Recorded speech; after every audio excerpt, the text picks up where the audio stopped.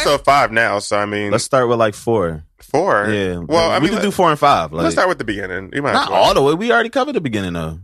Covered it when? We didn't recover no Insecure. That's how long we haven't recorded. We miss you guys. Everybody they've been watching, so that's what I'm saying. Issa got a 423 credit score. There was no reason for her to be coming down on Lawrence the way she was. I'm just going to end it there. That's a fact. That is not acceptable, ma'am. Yeah. Not at 30 years old. Now I'm gonna tell you, I gagged at the end of this episode because I was not expecting to see Chad and Lawrence. I was not. How you gonna say? How you gonna start from the beginning and then you gonna start at 5? No, but I'm saying, oh my bad. No, but listen, they already just seen it. We late. I just wanted to get out the credit score shit. Yeah. But back to this episode. My apologies, Cassie. I think everybody yelled at the damn. First of all, I screamed when I saw Chad because that's my nigga. Like, Chad is me. But then I saw Lawrence and I screamed I was so gagging because I thought that he wasn't going to be on season 3. But if you watch, that's what she said. Right, but so she tricked us. But if you'd seen Wine Time, she said that it was weird seeing him because he wasn't on set the whole time. Did you watch it? Yeah, I saw it. Yeah, she said that. So I think. Yeah, but they probably only got 3 episodes left? Yeah, they got 3 episodes left. That's what I'm saying. The last episode on there. I'm glad they brought him in, though, because for me, it's been dragging to me. Yeah, it's been it's kind of been whatever. Because Issa's been aggravating, so it has Molly. Yeah. Molly with her shit with Dro, and then the way she been acting for her new job. Well, they didn't do that in my old. They didn't do that in my old. But there's always that. You know how they did it? There's always that one person when you start a new job and you're in orientation with that person, and they've been at one job for 20 years. They're like, well, we didn't do that at this job. Girl, you don't work there no more. Right, but you don't work there no more. So there's always that one person that does that. When they're used to something, they get a new job. And then she kind of undercut the 2 girls that she worked with. So it was like, damn, because she went at the old boy. But he an asshole. Yeah. So how do you feel about Daniel checking Issa at the table? When they had lunch. And he was like, you want to see him try to give me career advice? And you don't even go after what you want? I think he was just a little butthurt for frustration. Yeah, he was a little toxic masculinity. No, but I mean, I feel like you don't feel like Issa was leading him on. Well, no, I don't. But this is my thing with Daniel. Issa had already told you, nah, we shouldn't do this. I don't know why the fuck y'all was sleeping in the same bed like that. My neck. No, bitch. No. He's a man. He's still a man at the end of the day, man. He got a girl staying in his house that he used to smash. Come on. And not only that, nigga, you whole life heard this nigga fucking another bitch in his room. You sleeping in that shit. So that would go into a question for me. Do you think it's a code violation? So if you and me were fucking around, right? You're now staying with me and I'm messing with someone else. But I'm not technically having sex in front of you. I'm having sex in the bedroom. No, is that a code violation? You're in my house. I mean, it's still kind of it's not I'm living with you, and I'm not paying no bills. Nah, nigga, I ain't gonna say shit. I'm gonna leave the house. You're in my house. You're not paying nothing. Right. Issa wasn't paying a goddamn gotta tell you. Oh yeah, of course. She was in there rent free. So do you think it's wrong? I mean, he stopped. Not in my house. No, I'm not saying I would do it. No, I know, but I'm just saying. It's still like your friend at the end of the day. So I feel like you should have respect. Hey, I'm about to have somebody over. Why? You're not paying nothing. You're staying here. So you're saying even if you were paying something, then it's not okay. If you are paying something, you can get notified from shit. But if you ain't paying nothing, you come in the house and I'm fucking. Well, but because of the level of their relationship, though. No. Were they ever together? They were together. They were never together. No, they weren't. They were just fucking. Right? No, they were just fucking. Come on, man. Yeah, no. They were. He had a crush on her in high school, and then I feel like he just did that to make. No, I don't think that he didn't do it out of spite because it was real extra. Yeah, he was definitely doing that out of spite. And doing what? Smashing Shorty in there? Yeah, I don't think so. No, sit downstairs. You gotta be extra loud. It definitely gave a Tommy fucking Keisha from Belly when it first opened on episode 1. Yeah, because at first I thought it was Issa. I was like, oh shit, right? I was like, oh nah. He was definitely doing the most. Okay, if you in my house for free, you ain't paying shit. I don't got to tell you nothing for what. So let me ask you questions about the music then thing. Okay, well then don't look at me sideways when I tell you no. When you try to double back, that's on him. Yeah, I feel you on. I don't disagree with that. But all I'm saying is, I'm not telling you when somebody coming in my house. Yeah, no. You don't pay shit here. Oh, well, I agree with you on that. So what do you feel about the music thing? So you do music and stuff like that. So do you feel like she was wrong for the advice that she gave Daniel? No, I don't know. And Daniel's like, well, why should I? As a man, we have pride. So of course, if we hear something that sounds he did him dirty. He did him dirty. Like, the guy that was helping him, he did do him dirty, and he remixed it behind his back. Yeah. So that was fucked up. He did do who did the guy that was helping Daniel. He put his own when he style went there, to he his played beat. his music, and the guy was kind of feeling it. But then he was like, so he said, well, let me play you something else. So he took his beat and remixed it. But he had already did that. He had already did that, though. No, he did it before, but the guy wasn't going to play it. He wasn't going to play it. They were just going to play Daniel stuff. So he didn't know that he had, he was going to have that shit set up like that. But he didn't know that Daniel was not going to play. No, he didn't know Daniel was not going to play. Was going to play the original. He thought he was going to play the one they mixed. Right. So Daniel fucked himself. Daniel fucked himself up. Yeah. Well, because he wanted to. That's why they kept looking at each other. Right, but he wanted to go after what he believed was real. No, but I'm the plug. That wasn't wrong for that. But if you vehemently felt that way, then you should have said it when he was mixing it, not go behind his back and do that shit. That's some shady shit, and that can easily get you blackballed. Okay. Exactly why he was like, we got another version of that, and he played his own joint, and the shit ain't go either way. You know what I'm saying? And it was like, well, we work on something like. So that's the guy. That guy that raps actually plays in Greenleaf. He's the one that was beating up on Czar. Oh, and the little girl. Yeah. So how do you feel about Nathan? Which one is that one? Nathan He's got the secrets. one that from Houston. That Nathan hiding something. I feel like he got felonies, warrants, something. Baby mama's something. Is it the eyes? His eyes. Not the eyes. So good looking. Wait, who's Nathan? Nathan? He's Nathan like is the guy from the dude Uber that Issa fucked in the family. Oh shit! Yeah. I forgot. I didn't even know he had a name. I'm like, oh my god, I forgot. Yeah, well, she really met him in the Why do you party think he got? Why do you think he? Oh, because he ran off in the car when they. He ran off in the car. He real kind of sketchy with the shit. I just feel like he didn't just leave Houston because he wanted to move to Cali. Yeah, why can't people move just to start? Because I'm not saying that they not. I'm saying the way he moved. Well, I think he ran out because he got into the fight. He said, I didn't sign up for this. So he kind of like left. I think he got warrants or something. Yeah. He got something going on with him. Because the way he said when they went to go see her house and he was like, you ain't going to break in. I was like, what? Like, you just going to break into these people's houses like that? Like, it just seemed a little weird. Like, they just went swimming. No, but the way he said it. Breaking in. He said you're not going to break in. So it's just like, what you be fucking... know what I'm saying? I mean, I know I have my opinion, but I know you guys are probably right. And I know I'm going to be okay, you guys are right, but we'll see. It just seemed like... But this last episode was funny as shit. Yeah, this coach. It was funny as shit, especially when bitch got tased.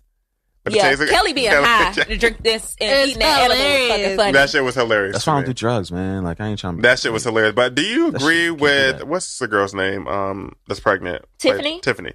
With her doing that when she was pregnant? Like, what, taking the edible? Right.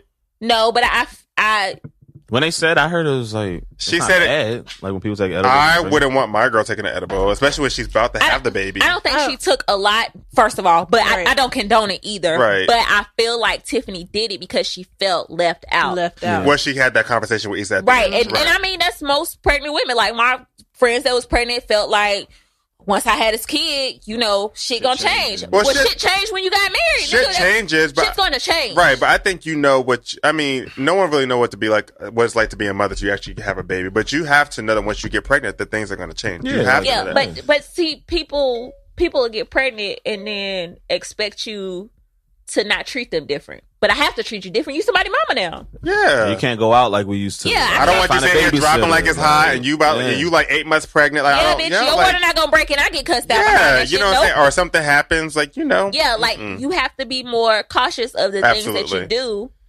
or the stuff that you get into. Like, you can't be out here fucking off like Issa them because you're married, number one, and number two, you're pregnant. Absolutely. But I will say the season, I feel like now is going to pick up because Lawrence is in it and Chad, but it was kind of slow for me. It was lackluster. I said that, and someone said to me isn't that like so atypical that like once you're doing your thing, you start kind of like them niggas come out the goddamn wood. It's always like that. It's always like that, yo. Right when you feel like you over them. Yeah, right when you feel like you over them. Like, but do you think she was really over him because the way season 2 ended? I don't think she was. I felt like they got the closure. She got the closure she wanted. I think that it was cool. Like, it wasn't... I'm not thinking about him. I'm not worried about him. Let me continue to live my life. Let me work. Let me figure this out. Let me do this. Let me do that. Okay, I'm staying with Daniel. Nah, I'm not gonna fuck with that shit. Okay, I'm gonna start dating. Right. And I'm gonna keep focusing on what I need to focus on. Lawrence popping back up. And she fucked that nigga in that goddamn Now that was actually hot. It was, but I also think knowing Issa goddamn love, she gonna fuck around and get pregnant. Right? Oh yeah, I can see that. Oh, okay. They didn't fuck with no condom. They damn sure did it. And let me say shout out to Issa in that episode 4. I like the fact that she quit her job Like, because she wasn't happy and she follow just your dream. follow your dream. I just said that. Like, I just wish I had. I wouldn't have hid that from my friends though. No, I wouldn't. Right. That I wouldn't have did. She didn't tell them? No. But I respect that. Because Tiffany asked her, she was like, so are you driving Lyft? Because I want to be full-time? that person. Everybody She does. told Molly though, right? But let me. Molly knows. Molly does Molly know don't. because Molly she know, went but picked up her Tiffany Kelly don't. But let me ask you this. You know, you said it's not that easy, but you know, It's we not. all here believe in God. I know we do. And, you know, we put our faith and energy into God. So I had said this to my therapist. I'm like, you know, I really wish that I could be that person, like to just say, I'm going to quit my job. I'm going to go after my dream and make it happen and know that God's going to take care of me and provide for me. So my question to you guys is, and to our fans and stuff, is like, do we feel like we're really still doubting God if we're not really going on that leap of faith and saying, hey, you know what, God, this is not what you have in store for me. I know that you gave me these talents for me to show my talents, and I'm going to go after what I really want to go after, my dreams. And I know that you're going to provide for me.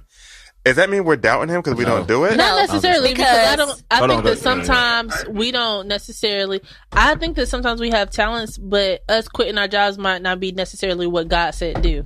And I think first of all, I know my Lord ain't never told me quit no job. Well, no, I mean, because that's why I'm at my job. But I think that I'm like, I know what I want to do, and I know what makes me happy. You know what I'm saying? And I get that, but I would never quit my job knowing that the stuff that I want to do is going to need me to have a job. Mm-hmm. Like, even if all the shit that I'm doing between the podcast and the clothing line and all the other shit I got going on and about to go back to school for poli-sci, like, I literally cannot not work and then be like, oh, well, shit, I ain't gonna work. Like, yeah, I mean, I can get away with it for a few months, but nah, my nigga, I can't be out of work just being like, oh, right. It's different when you ain't paying no goddamn rent. Yeah. Like, listen. Well, I don't mean be like out of work and not just work, because like I had met this girl in Atlanta, and she does radio, and she said last year, you know, really what she wants to do is hosting and radio and, you know, TV personalities. That's what she wants to do, and that's what she's going after. And she said within that year, you know, she just gave it up. Like, she just said, you know, I'm going to quit my job.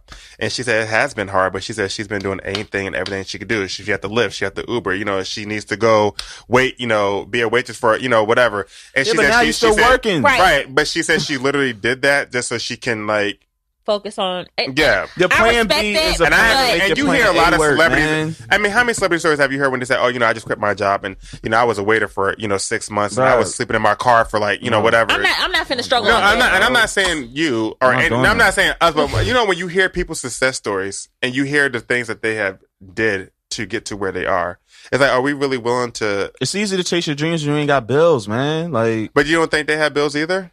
Obviously not enough. Obviously not. No, but you stay in that mom house. Yeah, you could chase your dreams. No, but you ain't paying I no understand rent. what you're saying, though, CJ, because like, there are people who would be like, literally, like, no, fuck it. Like, I'm tired of living this lifestyle, and I'm gonna make it work. Like, it doesn't matter what it takes. I understand. I'm gonna struggle, but I know at the end of the day, like, my winning sensation is gonna be at the end. How you going? I think that's how some people think. Like, you know, like, I'm gonna give this up, bro. You gonna get $25 for that shit. I just think that I think that people they give up what they want to do to go after their dreams. I think that they say and they know that they're gonna struggle, but they know that at the end of the day, after the storm, it's just going to be nothing but success. It's going to be worth it. You just got to work extra hard with your plan B to make your plan A work, man. Like, you got to have something. Like, you can't just be out on the streets. Right, now and you if homeless. You like, work 5-6 jobs, you should might as well just stay where at you was the at one job so you and can continue. Just bust your ass twice as hard. You got this unknown schedule because, oh, well, let me lift real quick because I'm $45 short on this bill and my car might get repoed. That's not a logical thing. And you're going backwards for now. me. Yeah, like, I totally get what you're saying. I'm just like, you're gonna be in debt just from quitting some shit that you could have just kept to do what you do on the side. Like, I see a lot of people on social media saying, fuck a 9 to 5, I would never work for nobody. But you look at them and then you see their life, it's like, you still at the crib, you know what I'm saying? You're homeless. You ain't got no, like, you don't got really no responsibilities. You don't got no credit. Like, you ain't really doing nothing, but you saying, yeah, I don't want to work for the man, but like, hell, like, you 30, like, you 30 something. But that's what I'm saying. Like, how long is chasing your dream? I know, yeah, you chase your dream to you, whatever. You know what I'm saying? I'm not saying don't chase your dream, but I'm like,